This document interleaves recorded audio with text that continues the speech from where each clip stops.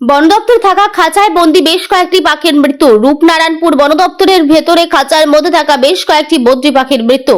জানা যায় এই পাখিগুলিকে রানীগঞ্জের এক জায়গা থেকে উদ্ধার করে বন বিভাগের কর্মীরা। তাদের খাঁচার মধ্যে রাখা হয়েছিল বন দপ্তরে। তবে আসানসোল রেঞ্জ আধিকারিক তমালিকা চাঁদ বলেন, রানীগঞ্জ থেকে অনেকগুলি বদ্রি পাখি সহ টিয়া পাখি উদ্ধার করা হয়েছিল, যার মধ্যে বেশ কয়েকটি পাখি শতাধিক পার্ক ও গুঞ্জন পার্কে ছাড়া হয়েছিল, কিন্তু কয়েকটি পাখি বন দপ্তরে ছিল, সেইগুলিকে হঠাৎ মারা যায়। তাদের প্রতিটি ময়না তদন্ত করা হবে। তার পাশাপাশি একটি বাদরও রয়েছে, যার অবস্থা খারাপ, তার চিকিৎসা করানো হচ্ছে বলে জানান।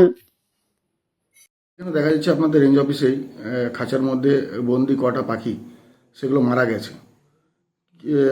তাদেরকে কোথা থেকে আনা হয়েছিল এবং কিভাবে মারা গেল একটু যদি বলে দেন। আমাদের পাখিগুলোকে রেস্কিউ করা হয়েছিল। এর সঙ্গে টিয়া ছিল এবং কিছু বদ্রি ছিল। কিছু পাখি আমরা তার মধ্যে টিয়া শিডিউল্ড বার্ড, কিন্তু বদ্রি শিডিউল্ড বার্ড নয়, একসাথে ছিল একই খাঁচার মধ্যে, একসাথে রেস্কিউ করা হয়, কোনো অফেন্ডার পাওয়া যায়নি। আচ্ছা, টিয়াগুলোকে আমরা ফ্রি রিলিজ করি, আর বদ্রিগুলো কিছু গুঞ্জন পার্ক এবং শতাব্দী পার্কে হ্যান্ড ওভার করা হয়েছিল। তাদের তত্ত্বাবধানে তারা রাখবে, তাদের যেহেতু এনক্লোজার রয়েছে পাখি।